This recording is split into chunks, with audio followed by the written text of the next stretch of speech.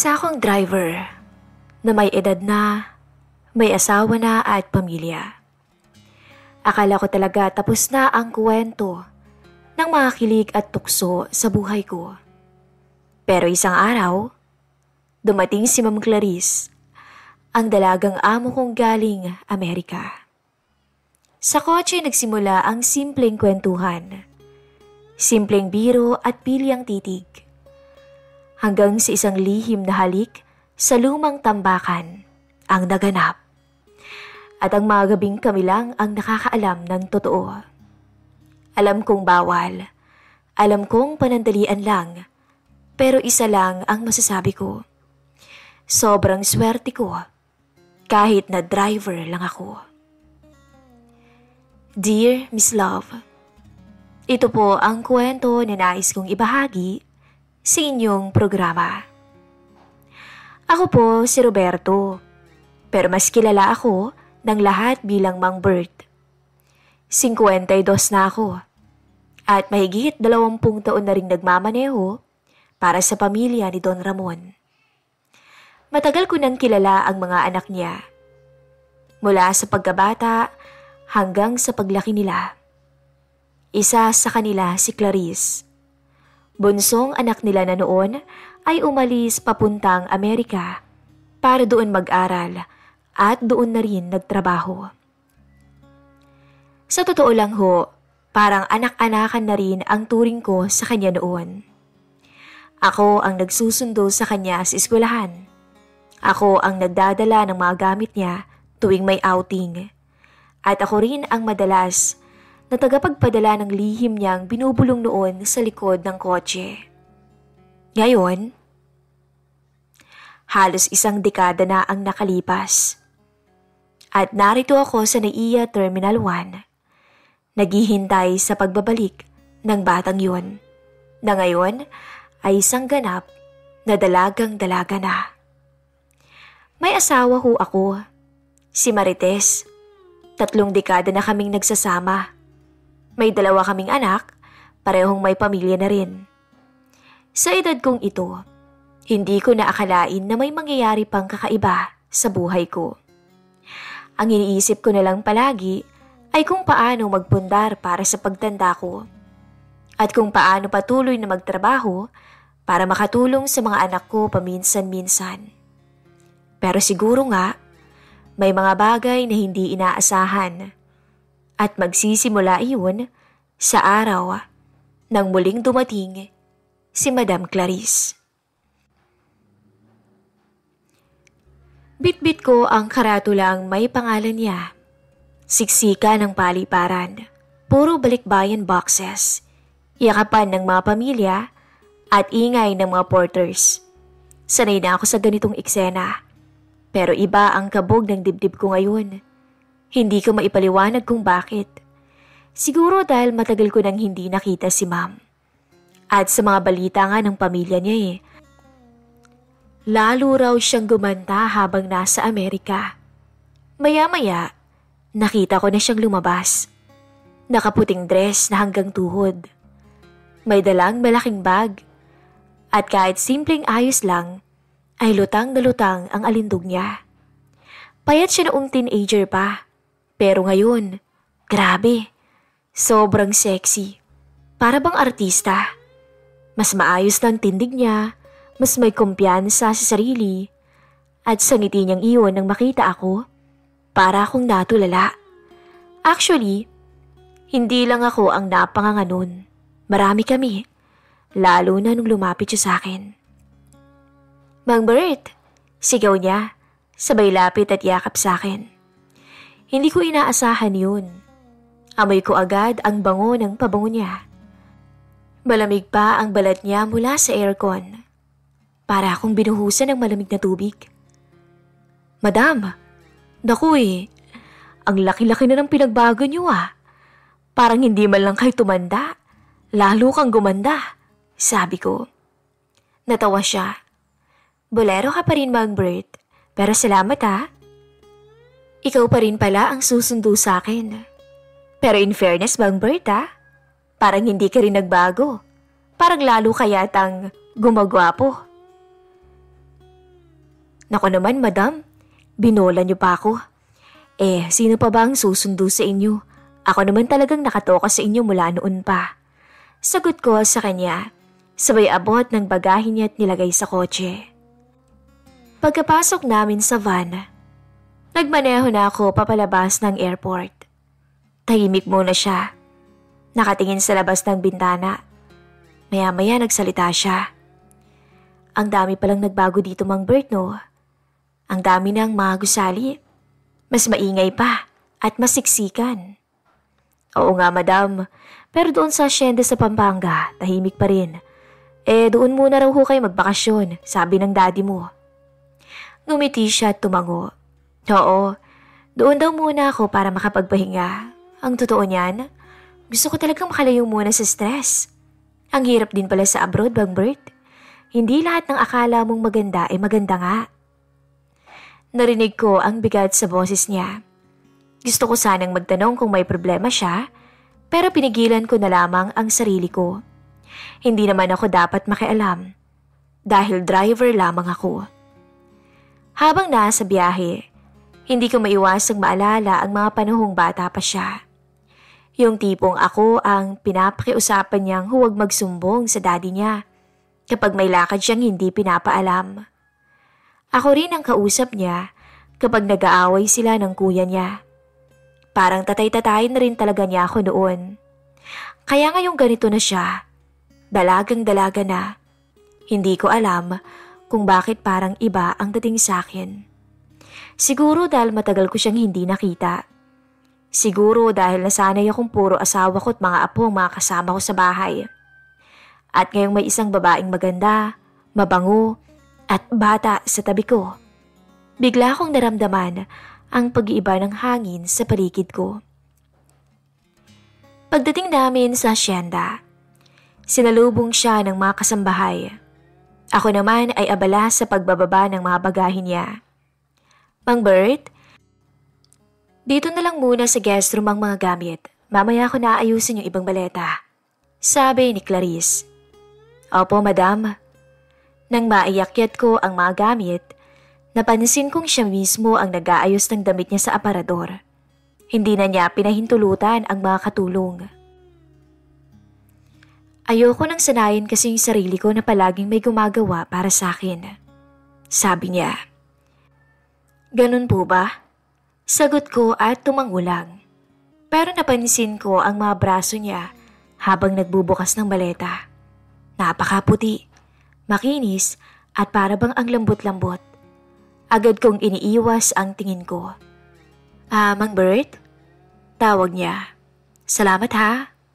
Kung wala ka, ewan ko na lang talaga. Ngumiti lang ako. Trabaho ko lang po, madam. Ngumiti rin siya, pero yung may kakaibang lambing. Kinagabihan, habang nakahiga ako sa kwartong inilalaan sa mga driver, hindi ko maiwasang isipin ang lahat ng nangyari, lalo na yung yakap niya kanina sa airport. At mga ngiti niya bago siya pumasok sa kwarto niya. Para bang nanunumbalik sa isip ko yung amoy ng kanyang pabango. Wala ka na sa hulog, Bert. Bulong ko sa sarili ko. May asawa ka no? Ang tanda-tanda mo na. At isa pa, driver ka lang. Tsaka di ka papatulan ng mga babaeng ganun kaganda. Pero sa kabila ng pangaral ko sa sarili ko, may isang bahagi ng isip ko ang nagtatanong. Bakit parang iba ang tingin ni Madam sa akin? At doon ko naramdaman, nagsisimula ng isang kwento na hindi ko alam kung kaya ko pang pigilan. Kinabukasan, maaga akong nagising. Sanay na kasi akong laging alerto, lalo na kung may amo akong kailangang ihatid o sunduin. Pero dahil nasa hacienda kami at wala naman siyang lakad, kalmado lang ang umaga ko. Paglabas ko sa kusina, naamoy ko yung kape. Doon ko nakita si Ma'am Clarice. Nakasuot lang ng simpleng short at maluwang na t-shirt. Parang natigilan ako saglit. Hindi ko siya sanay makita ng ganun. Noon kasi, palaging pino yung suot niya. Nakabistida o nakablouse na maayos. Pero ngayon, parang ibang-iba yung aurang daladala niya. Para bang mas kampante na siya at mas natural. "Good morning, Mang Bert." Bati niya habang nakaupo at nakatukod ang baba sa kamay. Nakatinging parang nanunukso. "Good morning din po, madam." Sagot ko, sabay iwas ng tingin. Pinilit kong magpaka-profesional.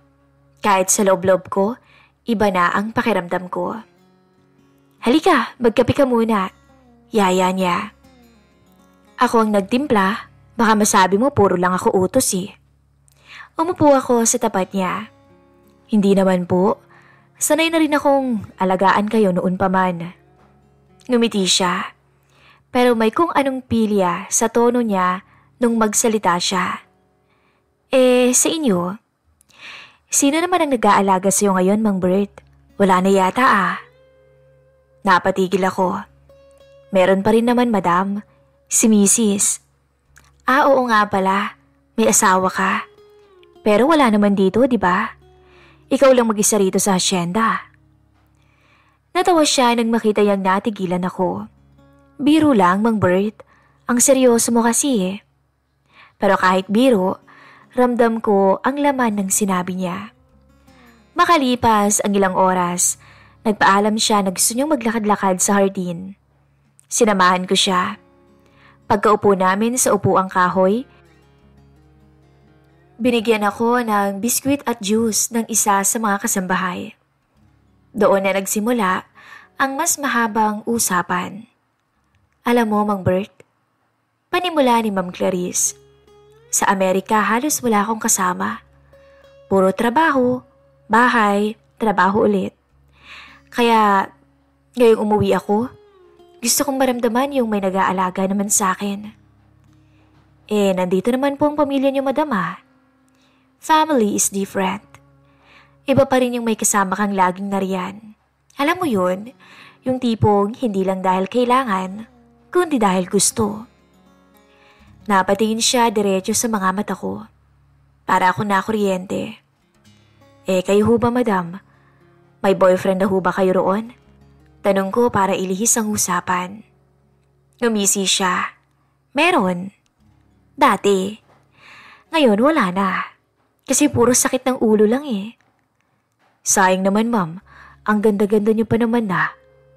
"Ganda lang ba, Mang Bert?" Tanong niya sabay kagat ng labi. Parang natuyuan ako ng lalamunan. Hindi ko alam kung may iba pa siyang ibig sabihin.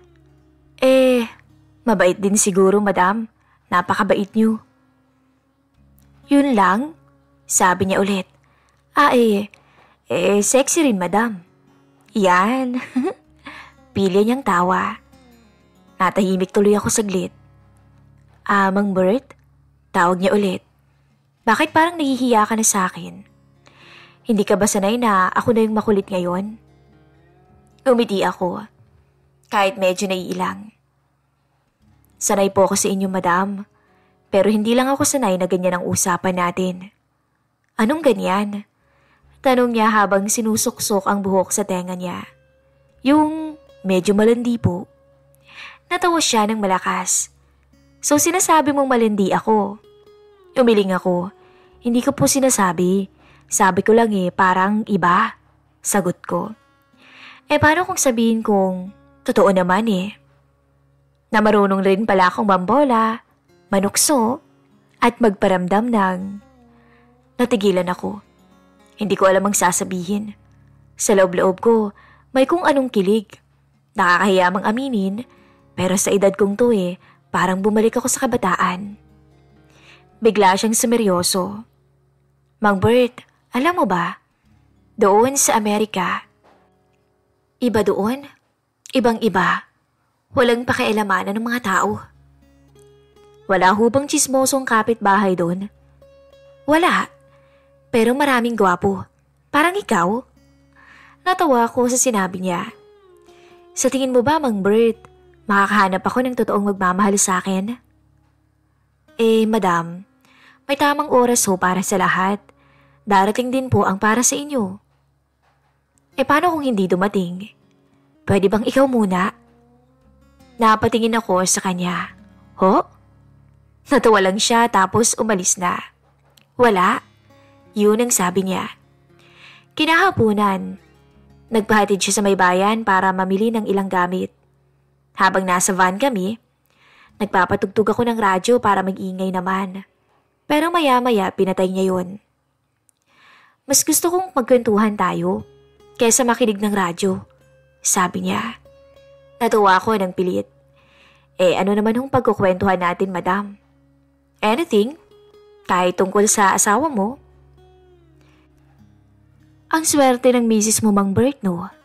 Biruin mo, ang tagal-tagal nyo na pero hindi ka nagloko. Siyempre naman po, 3 dekada na kaming magkasama pero never akong gumawa ng kasalanan sa kanya. 3 dekada? Ulit niya. Wow, hindi ka ba napapagod? Pagmamahal po yun. Ang pagmamahal hindi napapagod o hindi nakakapagod, sabi ko.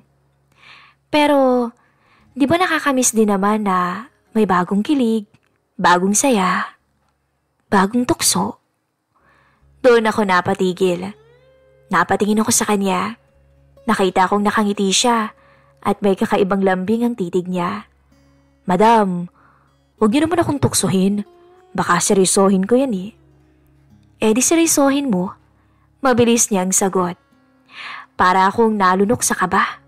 Hindi ko alam kung biro lang ba o totoo na yung mga sinasabi niya. Pagka-uwi namin, nagpasalamat siya.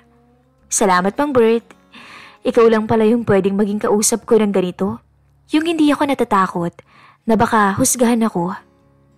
Ngumiti lang ako. Basta ako, Ma'am Clarice, lagi lang akong nandito para sa inyo.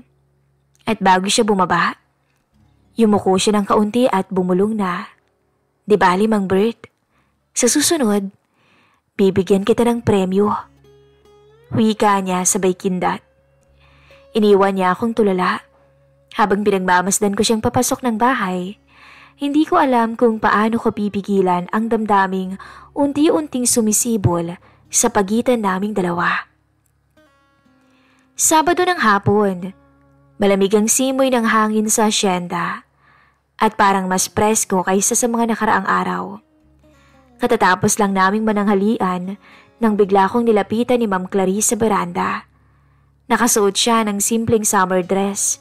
Manipis, preskong tingnan, at aninag ang kabuuan niya. Hindi nga ako makatingin ng diretso sa kanya eh. Mang Bert, sabi niya, pwede ba tayong maglibot-libot? Gusto kong makita ulit ang paligid. Ang tagal ko nang hindi nakapasyal dito eh. Oo naman, madam. Saan niyo po ba gustong magsimula? Bahala ka na. Ikaw ang mas may kabisado rito eh. Nakangiting tugon pa niya. Naglakad kami. Dumaan kami sa mga matatanda ng puno ng mangga, mga santol. At habang naglalakad, hindi siya tumitigil sa kakukwento tungkol sa buhay niya sa Amerika. Kung gaano kahirap mag-isa, kung paano siya nakikipagsapalaran sa trabaho niya. Ako naman, tahimik lang na nakikinig. Minsan sumisingit ako ng tanong, pero kadalasan ay natutulala lang ako sa boses niya. Para bang bawat salita niya ay may kasamang lambing na hindi ko matanggihan. Alam mo, Mang Bert, sabi niya habang tumigil kami sa lilim ng isang malaking puno. Nakakamiss to. Ganun talaga, madam. Dito napakasimple lang ng buhay. Naglakad kami ulit. Dumaan kami sa likod ng lumang bodega. Yung tambakan, doon nakalagay yung mga hindi na ginagamit na kagamitan nila. Mga lumang aparador, mga mesa, at kung ano-ano pang kahon. Teka, naalala ko to ah. Tili niya bigla. Dito ako nagtatago noon kapag galit si Dad, di ba? Napangiti ako. Oo nga, madam eh. Minsan ako pang pinapadala ng doon para hanapin ka. Pwede pa nating silipin muna? Tanong niya na parang batang sabik na sabik. Binuksan ko yung lumang pinto. Tumunog pa ang kalawang at agad naming naamoy ang alikabok at kahoy. May maliit na bintana kaya may kaunting liwanag na pumapasok. Ang dami pa rin pala dito, sabi niya habang hinahaplos ang isang lumang mesa. Parang Walang nagbago. Habang naglilibot ang mga mata niya sa loob, napansin kong dahan-dahan siyang lumapit sa akin. Tumigil siya sa harapan ko.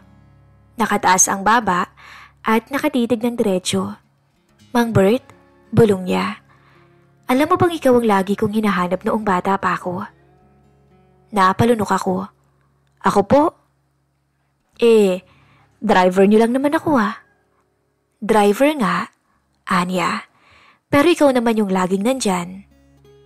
Alam mo noon, hindi ako natatakot kapag kasama ka.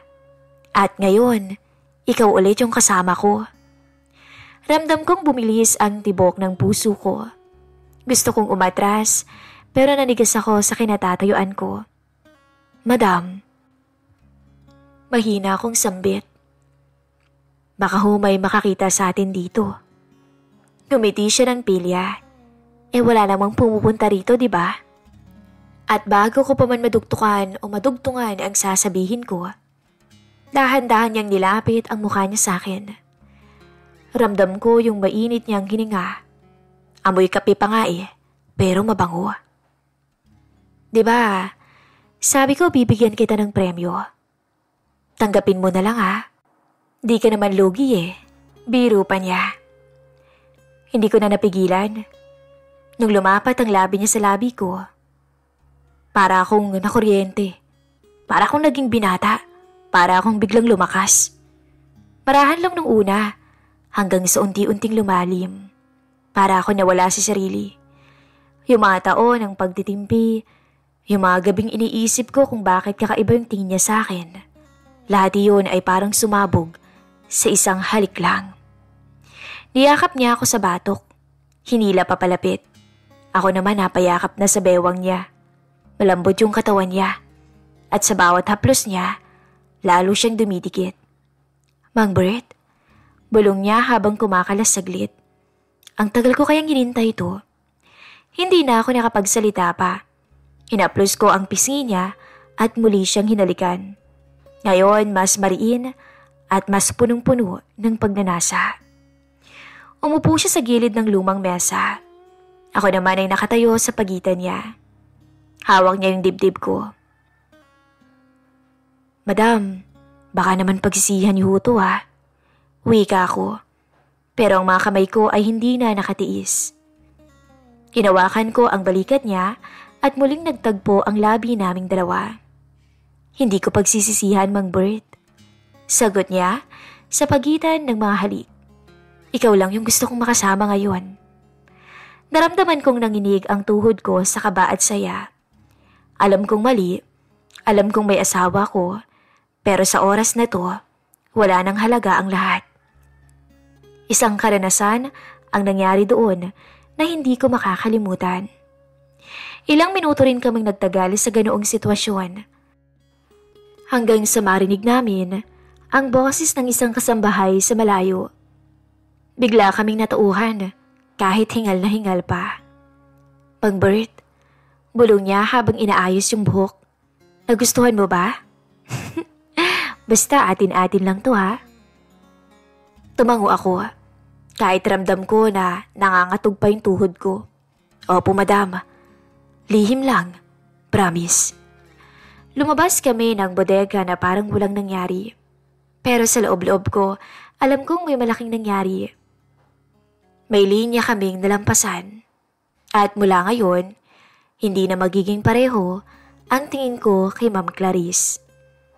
Pagdating ng gabi, habang nakahiga ako sa aking maliit na kwarto, hindi mawala sa isip ko yung mahalik niya, yung init ng katawan niya at yung salitang binitawan niyang, ikaw lang yung gusto kong makasama ngayon. Kinagabihan matapos ang nangyari sa tambakan ng gamit. Hindi pa rin ako mapakali. Habang nakahiga ako sa maliit kong kwarto sa gilid ng garahe. Paulit-ulit bumabalik sa isip ko yung init ng halik ni Ma'am Clarice. Para ba akong binata ulit? Hindi makatulog dahil kabado. Bert, ano ba yung pinasok mong gulo? Bulong ko sa sarili ko. May asawa ka, huwag mong kalimutan. Pero kahit anong pigil ko sa sarili ko, nangingiwawaw pa rin ang alaala niya. ang malambot niyang labi, at ang matang parang laging may ibig sabihin. Pasado 11:00 na, tahimik ang buong asyenda. Naroon ang mga kasambahay sa kanilang mga silid, at alam kong mahimbing na ring natutulog ang mga bantay. Ako naman ay pilit pinipikit ang mata. Nang maya-maya ay bigla akong makarinig ng mahinang katok sa pinto.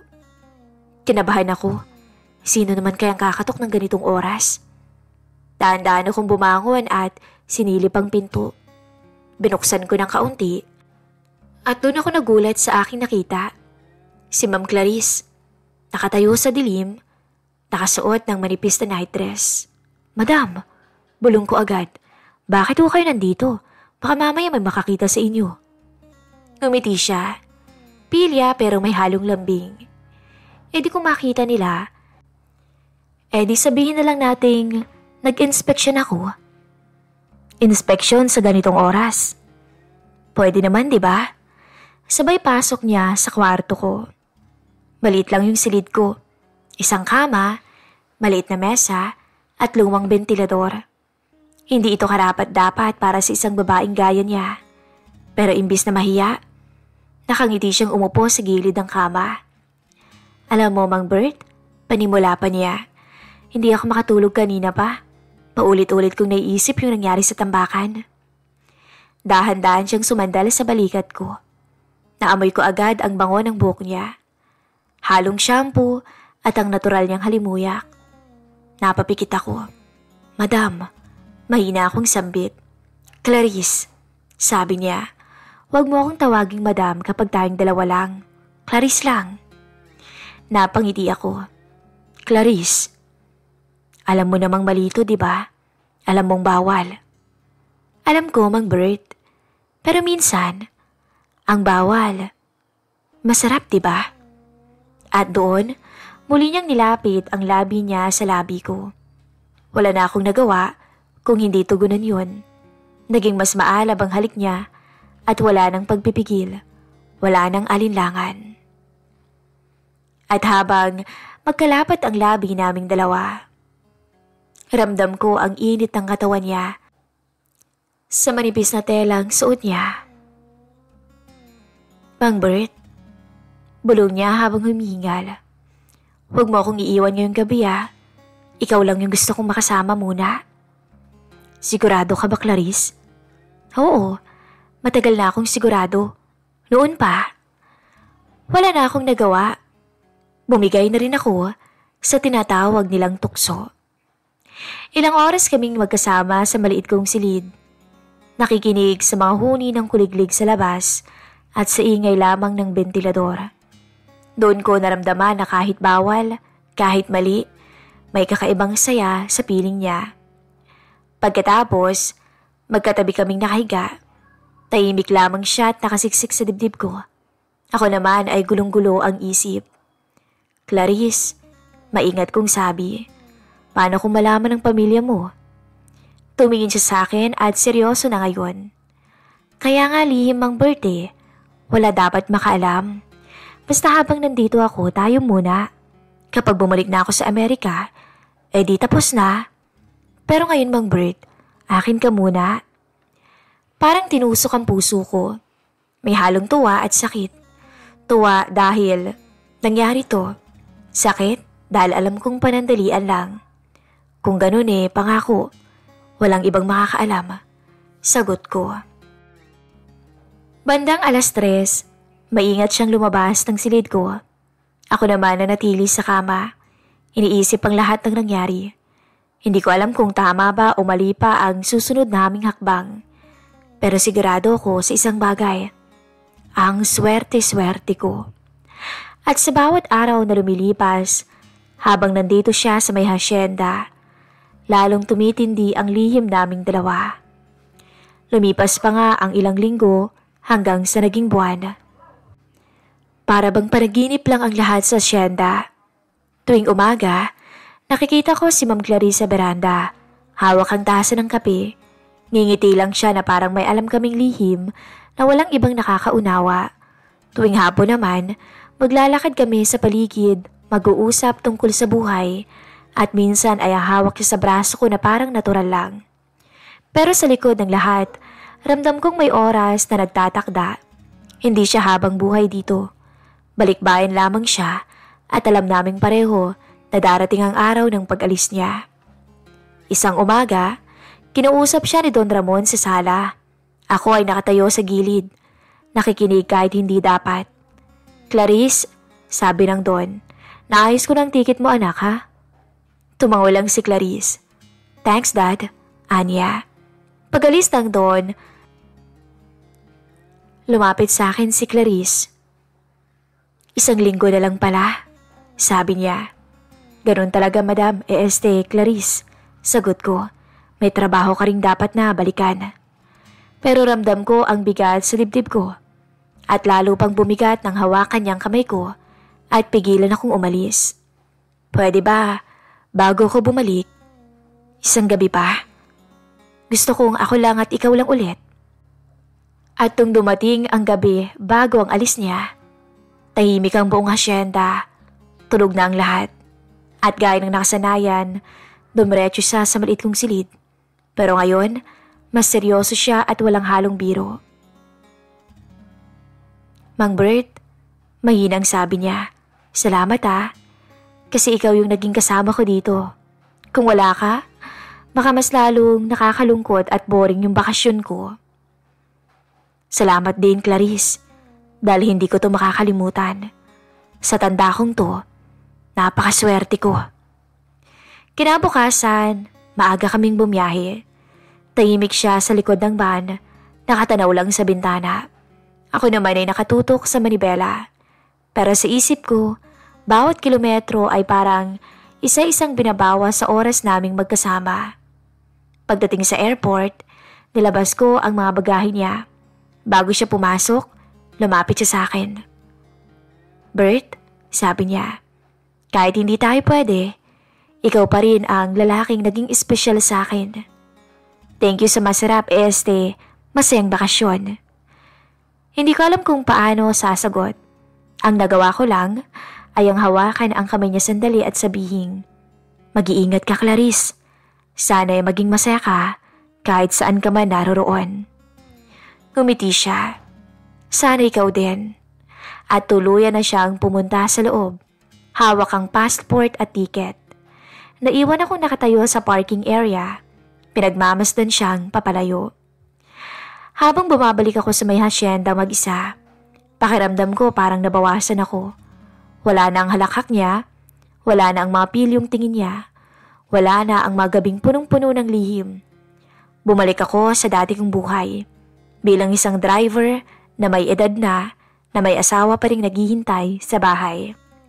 Pero alam kong hindi na ako kagaya ng dati. Pag uwi ko, naiga ako sa kama kong maliit. Pinikit ko ang mga mata ko at naalala ko ang lahat. Mula sa unang yakap sa airport hanggang sa huling gabing magkasama kami. Lahat yun ay parang kwentong bawal pero totoo. At sa huli, nagtanong ako sa sarili ko, siguro nga mali, pero kung mali man yun, iyon ang pinakamatamis na pagkakamali na hindi ko makakalimutan sa tanang buhay ko. At ito po, ang maswerteng kwento ng aking buhay. Maraming salamat po sa mga nakinig at sa pag-eri ng aking istorya sa inyong programa, Miss Love. Hanggang dito na lamang po, nagmamahal, Roberto.